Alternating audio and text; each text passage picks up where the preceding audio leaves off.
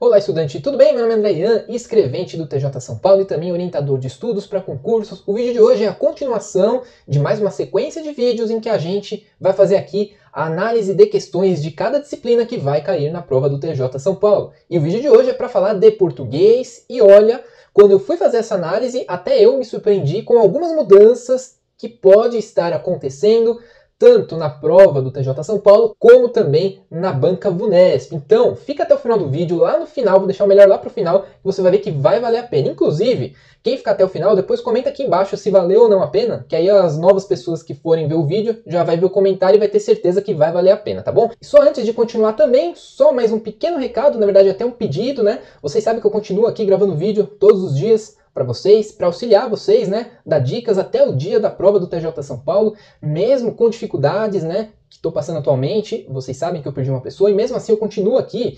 Esse trabalho aqui, pessoal, só para você ter ideia, ele dá muito trabalho. Eu já gravei para o YouTube mais de 600 vídeos, são quase aí 3 anos gravando vídeo, tá? E praticamente eu não tenho retorno nenhum, tá? O que eu ganho com o YouTube aqui, né, o meu canal é pequeno, o que eu ganho com o YouTube é irrisório, assim. Só para você ter ideia, em momentos que nem tá tendo concurso, era questão assim de 20, 30 centavos por dia com todos os vídeos do canal, tá? Depois comecei a gravar uns 2 vídeos por semana, aumentou para uns $2 por dia, então assim, é bem pouquinho. E agora gravando vídeo todo dia, mesmo assim, e mesmo com o edital aberto, falando todo dia de prova com o edital aberto, dá coisa assim de $6 por dia. Então assim, é muito pouco realmente, né?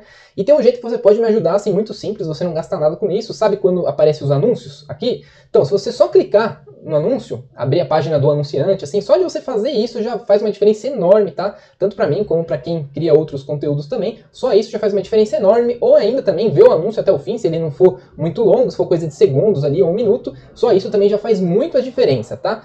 E mesmo que eu venda alguns materiais, né, você sabe também que eu fiz um curso de normas da corregedoria completo, também tem materiais, apostila de questões inéditas, vou deixar inclusive aqui na descrição do vídeo também. Mesmo assim, pessoal, só para você ter ideia, com 2 meses de trabalho lá no TJ, eu ganho mais do que 3 anos aqui no YouTube com vídeo, vendendo qualquer tipo de material. Então assim, é praticamente um trabalho voluntário mesmo, muito trabalho, muitos vídeos.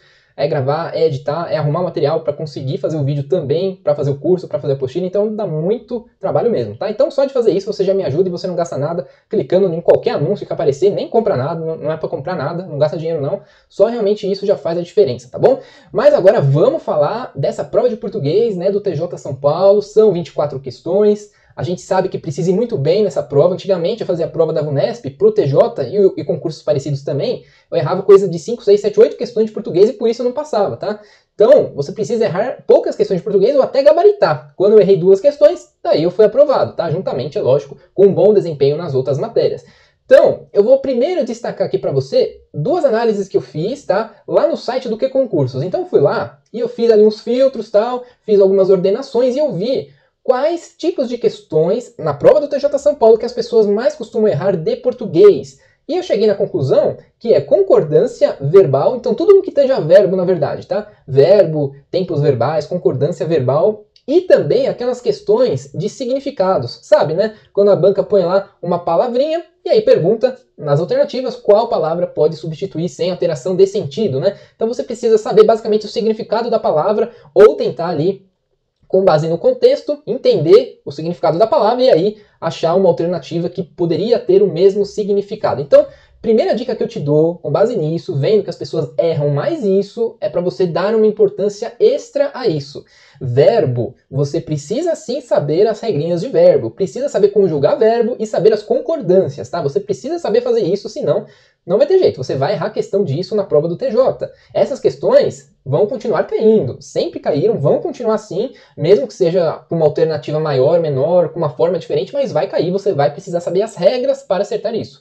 E com relação às questões de significados, né, você precisa ir ao longo do tempo, gradativamente melhorando o seu vocabulário e também ter uma boa interpretação de textos, que é o que pode ajudar nesse tipo de questão, tá bom? Agora, pessoal, a gente vai falar de questões, né? Eu anotei aqui, isso aqui é uma análise de questões, então vamos para a tela que eu vou te mostrar questões aqui, que olha só, você vai ver que podemos ter algumas surpresas ao longo das próximas provas do TJ e quem sabe nessa. Vamos lá. Olha aqui, pessoal. Separei essa questão aqui para você. É uma questão de pronome. As questões de pronome do TJ sempre caíram do mesmo jeito. Ou colocação pronominal, para você saber colocar o pronome no local correto, e aí vinha nas alternativas qual seria esse local correto, ou ainda qual pronome no local correto, né? E ainda questões de fazer uma referência, né? O pronome destacado, ele retoma qual palavra, né? Ou qual expressão. Basicamente sempre foi assim as questões de pronome. Mas na última prova do TJ tivemos uma surpresa, olha só, a questão de pronome que caiu aqui. Então, veio aqui algumas frases, né? E aí perguntou que os pronomes em destaque, eles assumem no enunciado, correto e respectivamente, os sentidos de... E aí, pessoal, veio aqui um conceito que não costumava perguntar. Um conceito de pronome recíproco e pronome reflexivo, tá? Então isso aqui foi, de certa forma, uma novidade.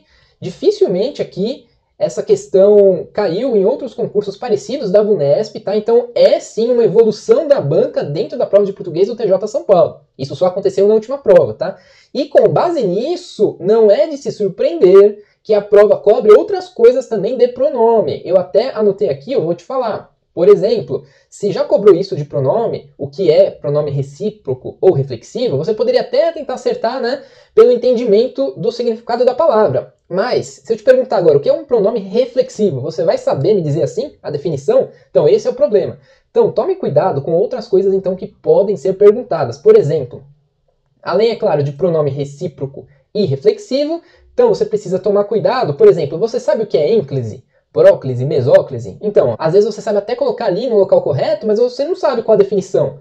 Pode vir uma pergunta do tipo assim, as frases acima estão destacadas um pronome, então, respectivamente, na ordem, né, seria caso de ênclise, próclise, mesóclise, e aí vai ter lá as opções, igual teve nessa questão, simplesmente igual teve aí. Então, toma cuidado com isso, recomendo que você, então, estude em pronome ênclise, próclise e mesóclise, estudar no sentido de saber a definição dessas coisas também. Ainda, saber, né, você precisa saber identificar, é disso que eu estou falando, saber identificar pronome demonstrativo, relativo, possessivo, de tratamento, indefinido, interrogativo, pronome pessoal do caso reto e oblíquo, pronome reflexivo, recíproco e também, pessoal, tem uma coisinha aqui que de repente vai quicar, eu vou falar também, né? Funções textuais dos pronomes. Funções textuais, você já ouviu falar disso?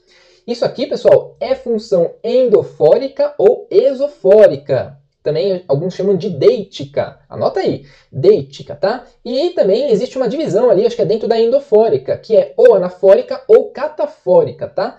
Eu sei que você pode estar achando estranho falar disso, mas ó, está tendo uma evolução dentro da prova. É só pegar as provas do TJ lá de 2012, não é a mesma prova de português, não é um pouco diferente, tá? Então assim, fique esperto, porque isso pode fazer a diferença sim lá na sua preparação. Tá bom? Além disso, o que eu queria falar para você também, destacar mais duas coisas, é que nessa última prova de 2018, tá? Eu fiz a de 2017, capital, 2018 foi interior, eu não fiz, não veio charge, tá? Foi uma das únicas provas, acho que nem tinha tido prova ainda, do TJ que não veio charge, então veio só texto mesmo, veio um monte de texto, inclusive alguns textos maiores do que costumava vir, e inclusive muitas questões elas estão um pouco maiores também do que costumava vir. Cada alternativa está um pouco maior. Então são duas coisas que eu destaco para você também, tá? Não veio charge, então você precisa realmente cada vez mais ser bom em texto, tá? Saber identificar ali no texto tudo que você precisa para acertar a questão. Então eu destaquei para você essa questão aí de pronome, toma cuidado com isso. Eu vou deixar aqui na descrição todos esses nomes que eu citei, que aí é só você vir aqui e aí faz sua pesquisa, estuda, tá bom? Para ajudar vocês. Vamos lá então. Agora, pessoal, eu vou falar para você de outra coisa interessante também que veio aí na prova da VUNESP. Numeral, olha só, a gente nunca estuda numeral praticamente, porque não cai, né? Mas vem lá no edital escrito numeral. Olha essa questão que veio também na última prova. Com a passagem, o livro tem exatamente 446, né? Pode-se dizer 500 páginas. Daí a pergunta foi, entende-se que a página 500 do livro seria a... Você precisava saber o numeral, pessoal, ordinal. Como que se chama o numeral 500, né? Quinquagésima,